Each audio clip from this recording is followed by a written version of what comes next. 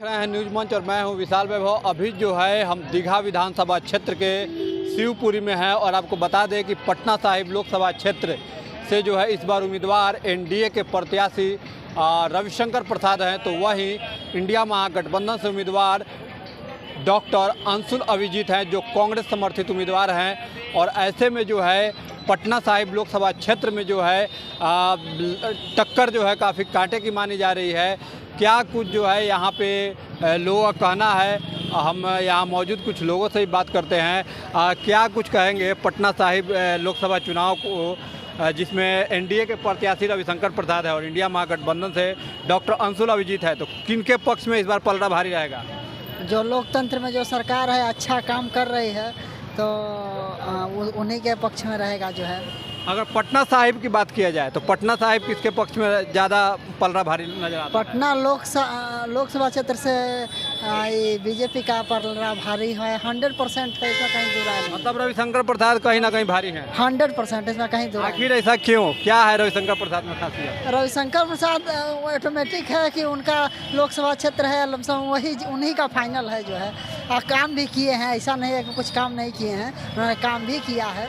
लेकिन कांग्रेस भी तो जो है इंडिया महागठबंधन के भी तो लोग कह रहे हैं रोजगार देने की बातें कर रहे हैं। कांग्रेस का पतन हो गया है, कांग्रेस का कहीं कुछ है नहीं, इसीलिए लोग कांग्रेस को वोट देना नहीं चाहते हैं। अपना परिचय दे दीजिए। हमारा नाम अभिषेक कुमार है, दीघा से हैं, दीघा लोकसभा दीघा विधानसभा से। देखिए अभिषेक जी दे जिन्होंने कहा कि जो है बीजेपी का पलड़ा कहीं ना कहीं भारी नज़र आ रहा है। और भी जो है कुछ लोग हैं, हम उन लोगों से भी जो है बात करते हैं। शिवपुरी का जो है ये दृश्य है, यहाँ मौजूद कुछ लोगों से जो है हम बात करते हैं। अच्छा, यहाँ क्या लगता है पटना साहिब में लोकसभा क्षेत्र का चुनाव है, रविशंकर प्रसाद जीतेंगे या अंशुल अभिजीत? आप जनता नहीं है तो देखिए लोग जो है कहीं ना कहीं बोलने से भी बचते हैं। इस बार चाचा क्या कहेंगे पटना साहिब लोकसभा क्षेत्र से रविशंकर प्रसाद या डॉक्टर अंशुल अभिजीत, कौन भारी है, एनडीए या इंडिया? रविशंकर प्रसाद।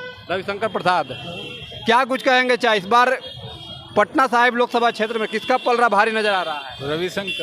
रविशंकर जी का पलड़ा भारी नजर आ रहा है जी। लेकिन कांग्रेस भी तो घोषणा कर रही है इंडिया महागठबंधन की रोजगार देंगे। कुछ नहीं चलेगा, हवा ही है। अच्छा, उन लोग का मतलब हवा ही है। और 4 लाख से ऊपर से जीतेगा। 4 लाख से ऊपर शंकर जी 4 लाख से ऊपर से जीतेंगे। अपना परिचय दे दीजिए। हम क्या कुछ कहेंगे भैया, पटना साहिब लोकसभा क्षेत्र से किसका पलड़ा भारी नजर आ रहा है? युवा हैं आप। अभी सबसे पहले तो हम देख रहे हैं कि हमारे जो माननीय प्राइम मिनिस्टर हुए उनका कार्यकाल 10 साल का था, काफ़ी अच्छा हम लोग को देखने को मिला और युवाओं के लिए काफ़ी अच्छा एक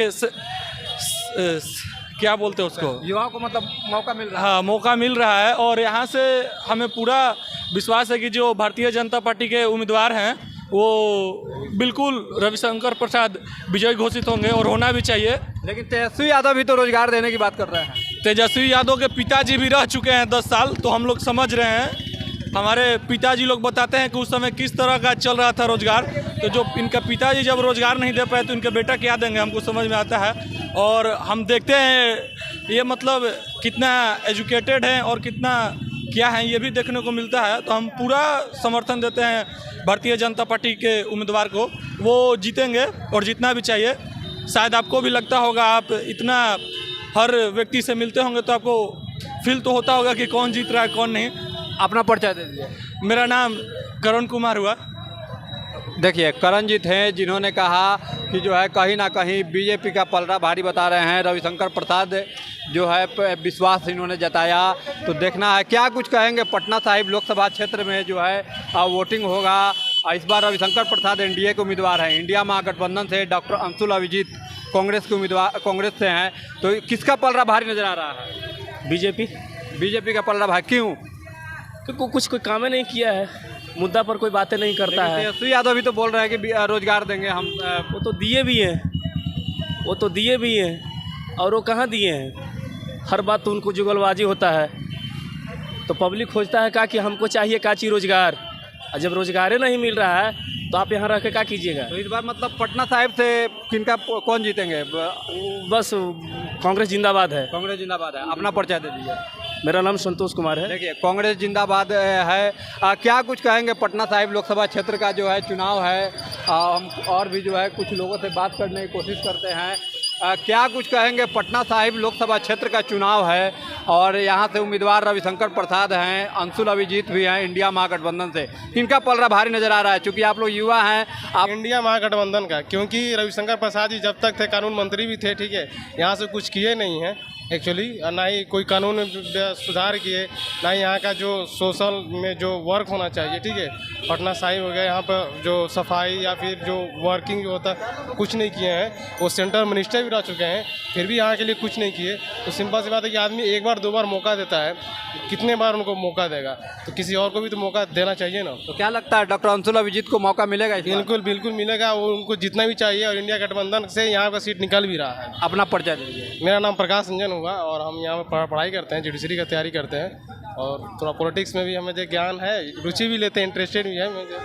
तेजस्वी यादव भी रोजगार देने की बात हाँ करते हैं। बिल्कुल, हम तो उनके फुल सपोर्ट है, क्योंकि हम लोग एक्चुअली स्टूडेंट है, तो जो भी गवर्नमेंट जो जॉब दे रही है उसी के लिए हम लोग तो मतलब चाहेंगे कि वो जो एम्प्लॉयमेंट करे, जॉब क्रिएट करे, वरना हम लोग पढ़ाई लिखाई करके तैयारी करके घर से दूर रह के, ठीक है, और जब एम्प्लॉयमेंट नहीं होता तो फिर क्या करेंगे बेरोजगारी के लिए? तो फिर तो ये भी तो मतलब दिक्कत है, घर वाले प्रेशर करते हैं तुम्हारा जॉब नहीं लगा, क्या कर रहे हो? गवर्नमेंट है कि अलग ही पॉलिसी ला रही है, तो जब गवर्नमेंट हम लोग स्टूडेंट के लिए करेगी तभी तो हमारा देश स्टेट सब डेवलप करेगा।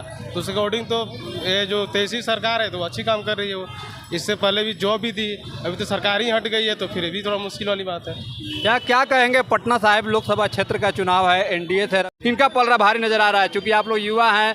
आप इंडिया महागठबंधन का, क्योंकि रविशंकर प्रसाद जी जब तक थे कानून मंत्री भी थे, ठीक है, यहाँ से कुछ किए नहीं हैं एक्चुअली, ना ही कोई कानून सुधार किए, ना ही यहाँ का जो सोशल में जो वर्क होना चाहिए, ठीक है, पटना साहिब हो गया, यहाँ पर जो सफाई या फिर जो वर्किंग जो होता है कुछ नहीं किए हैं। वो सेंट्रल मिनिस्टर भी रह चुके हैं, फिर भी यहाँ के लिए कुछ नहीं किए।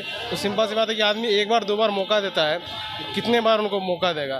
तो किसी और को भी तो मौका देना चाहिए ना। तो क्या लगता है डॉक्टर अंशुल अभिजीत को मौका मिलेगा इस बार? बिल्कुल बिल्कुल मिलेगा, वो उनको जितना भी चाहिए और इंडिया गठबंधन से यहाँ का सीट निकल भी रहा है। अपना परिचय दे दीजिए। मेरा नाम प्रकाश रंजन हुआ और हम यहाँ पर पढ़ाई करते हैं, जुडिशरी का तैयारी करते हैं और थोड़ा पॉलिटिक्स में भी हमें जो ज्ञान है, रुचि भी लेते हैं, इंटरेस्टेड भी है मुझे। तेजस्वी यादव भी रोजगार देने की बात हाँ करते हैं। बिल्कुल, हम तो उनके फुल सपोर्ट है, क्योंकि हम लोग एक्चुअली स्टूडेंट है, तो जो भी गवर्नमेंट जो जॉब दे रही है उसी के लिए हम लोग तो मतलब चाहेंगे कि वो जो एम्प्लॉयमेंट करे, जॉब क्रिएट करे, वरना हम लोग पढ़ाई लिखाई करके तैयारी करके घर से दूर रह के, ठीक है, और जब एम्प्लॉयमेंट नहीं होता तो फिर क्या करेंगे बेरोजगारी के लिए? तो फिर तो ये भी तो मतलब दिक्कत है, घर वाले प्रेशर करते हैं तुम्हारा जॉब नहीं लगा, क्या कर रहे हो? गवर्नमेंट है कि अलग ही पॉलिसी ला रही है, तो जब गवर्नमेंट हम लोग स्टूडेंट के लिए करेगी तभी तो हमारा देश स्टेट सब डेवलप करेगा। तो उस अकॉर्डिंग तो ये जो तेजस्वी सरकार है तो अच्छी काम कर रही है। वो इससे पहले भी जॉब भी दी, अभी तो सरकार ही हट गई है, तो फिर भी थोड़ा मुश्किल वाली बात है। क्या कहेंगे? पटना साहिब लोकसभा क्षेत्र का चुनाव है, एनडीए से रविशंकर प्रसाद उम्मीदवार हैं, इंडिया महागठबंधन से डॉक्टर अंशुल अभिजीत कांग्रेस से हैं। तो ऐसे में किसका पलड़ा भारी नजर आ रहा है इस बार 2024 लोकसभा चुनाव में? हेलो, हाँ, रविशंकर प्रसाद का। रविशंकर प्रसाद का? हाँ, इसलिए कि बीजेपी जो काम किया है वो आज तक ले कोई करबे न किया है। लेकिन इंडिया महागठबंधन तो कहता है लोग, किसी भी लोग झूठ बोलते हैं बीजेपी वाले लोग। झूठ तो को बोलता है, वो तो जनता के सामने है कि कहते हैं कुछ वे लोग इंडिया वाले और करते हैं कुछ। तो क्या लगता है कि इस बार ये लोग तो झगड़ा तक करवाते रहे, काम तो कुछ किए नहीं। काम करने वाला को तो टाइम में कुछ नहीं मिलता है। ये लोग जब सब एक हुए हैं तो क्यों हुए? ये लोग जान रहे हैं कि हम लोग तो कुछ किए नहीं, हम लोग तो 0 पॉइंट पर जाएंगे, तो इसलिए हम लोग साथ में हो जाते हैं तो कुछ तो आता है। अच्छा, दावे किए जा रहे हैं चाचा कि एनडीए 400 पार, तो क्या लगता है एनडीए 400 पार होगा? 400 पार हो चाहे नहीं हो, 400 के नज़दीक अब तो गणना हम ना कर सकते हैं, लेकिन प्रधानमंत्री मोदी बनेगा। प्रधानमंत्री मोदी ही बने? हाँ, अब ये गणना हम नहीं कर सकते हैं। अपना परिचय दे दीजिए। हाँ, मेरा तो पाटलिपुत्रा क्षेत्र है जी, अपना परिचय दे दीजिए। हाँ, नाम आपका? मेरा नाम उपेंद्र शर्मा है। देखिए उपेंद्र शर्मा जी थे जिन्होंने कहा कि प्रधानमंत्री मोदी ही बनेंगे, तो कहीं ना कहीं सबके जो है अपने अपने विचार हैं और कुछ लोग 10 साल पहले यही कांग्रेस के राज में 1500 रुपये भी खाद नहीं मिलता था, आज 300 350। मोदी जितना दिया या झगड़े कर ख़त्म कर दिया, जैसे मंदिर मस्जिद का लीजिए, तो ये लोग झगड़ा करवाते थे, अपना राज करवाना चाहते थे, लेकिन वे मोदी जो है सो काम करना जानता है, ठीक ना। ये लोग तो काम करते नहीं हैं, ये लोग तो खाली लूट खसूट करते हैं। केजरीवाल कहता था कि हम ये करेंगे तो इसके कांग्रेस ऐसे कर रहा है, आज ये दोनों साथ में, ये लोग तो कहीं पर अकेले लड़ रहे हैं और कहीं पर साथ में लड़ रहे हैं, ये लोग का क्या भरोसा है। धन्यवाद। क्या तो देखिए सबके अपने अपने विचार हैं। कुछ लोग जहां बीजेपी का पलड़ा भारी बता रहे हैं, तो कुछ लोग जो है इंडिया महागठबंधन के पे भी पलड़ा भारी बता रहे हैं, लेकिन एक्चुअल क्या होगा वो 4 जून को पता चलेगा जब मतों की गिनती होगी। तो कहीं ना कहीं 4 जून का इंतज़ार करना पड़ेगा। बने रहिए न्यूज़ मंच के साथ। न्यूज़ मंच के लिए नीरज कुमार के साथ विशाल वैभव,